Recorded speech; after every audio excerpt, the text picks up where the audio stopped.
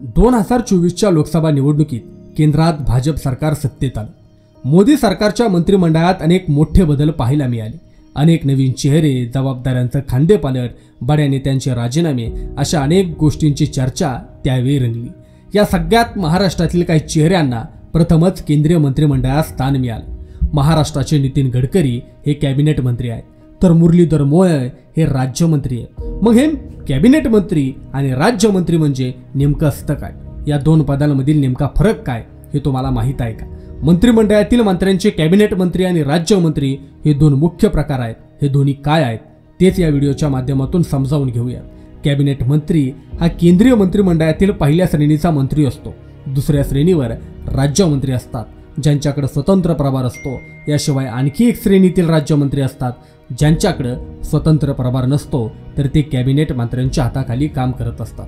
Cabinet मंत्री हे मंत्रिमंडळातील सर्व महत्त्वाच्या जबाबदाऱ्या पार पाडत असतात। प्रत्येक कॅबिनेट मंत्र्याला एखाद्या विशिष्ट क्षेत्राचा कार्यभार सोपवला जातो। काही वेळा एकाच मंत्र्याकडे एकाहून अधिक क्षेत्रांचा कार्यभार असू शकतो। ज्या क्षेत्रांचा कार्यभार त्या मंत्र्याकडे असेल, त्यांचं सर्व कामकाज त्या मंत्र्यांच्या नेतृत्वाखाली पार पडत असतं। कॅबिनेट मंत्र्यांची दर आठवड्याला बैठक होत असते। या बैठकीतच सर्व सरकारी निर्णय, अध्यादेश, नवे कायदे, कायद्यांमधील बदल अशा सगळ्या गोष्टींबद्दल चर्चा घडते। यातूनच नव्या गोष्टी निश्चित केल्या जातात आणि त्या संसदेसमोर मांडल्या जातात। कॅबिनेट मंत्र्यांना महिना 1 लाख रुपये पगार, याशिवाय 70,000 रुपये निवडणूक भत्ता आणि 60,000 रुपये कार्यालय भत्ता देण्यात येतो।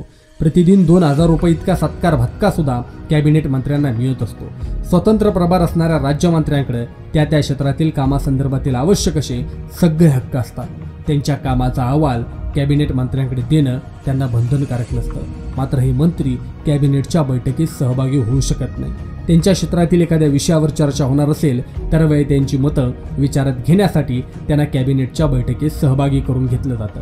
राज्यमंत्र्यांचा सत्कार भत्ता हा प्रतिदिन 1,000 रुपये इतका असतो।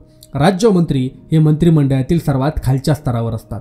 राज्यमंत्र्यांना सुद्धा विविध क्षेत्रांचा प्रभाव सोपवलेला असतो। मात्र या कामासंदर्भात सर्व अहवाल त्या क्षेत्रातील कॅबिनेट मंत्र्याला देणं त्यांच्यासाठी बंधनकारक असतं। थोडक्यात हे राज्यमंत्री कॅबिनेट मंत्र्यांच्या हाताखाली त्या क्षेत्राचं काम पाहत असतात। एक कॅबिनेट मंत्र्याच्या हाताखाली एकाहून अधिक राज्यमंत्री काम करू शकतात। याशिवाय वेगवेगळ्या क्षेत्रातील कामकाज एका राज्यमंत्र्याला दिलं जाऊ शकतं। या सर्व राज्यमंत्र्यांच्या मदतीनं कॅबिनेट मंत्री मंत्रालयाच्या कामाची संपूर्ण जबाबदारी पार पाडत असतात। या राज्यमंत्र्यांचा देखील सत्कार भत्त्यात तफावत असते। त्यांना प्रतिदिन 600 रुपयांचा सत्कार भत्ता प्राप्त होत असतो। राज्यमंत्र्यांना सुद्धा कॅबिनेट मंत्र्याप्रमाणेच सगळे भत्ते आणि इतर सुविधा प्राप्त होतात। माजी केंद्रीय मंत्र्यांना लागू असलेल्या पेन्शनसाठी सुद्धा ते पात्र ठरतात।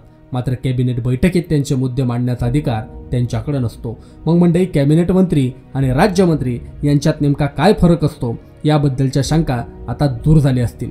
राज्यमंत्र्यांमध्ये 2 प्रकार असतात हे तुम्हाला खरंच माहीत होतं का? असो, अशाच प्रकारच्या व्हिडिओ जाणून घेण्यासाठी, पाहण्यासाठी आमच्या गोष्ट दुनियेची या YouTube चॅनलला सबस्क्राईब करा ही विनंती। धन्यवाद।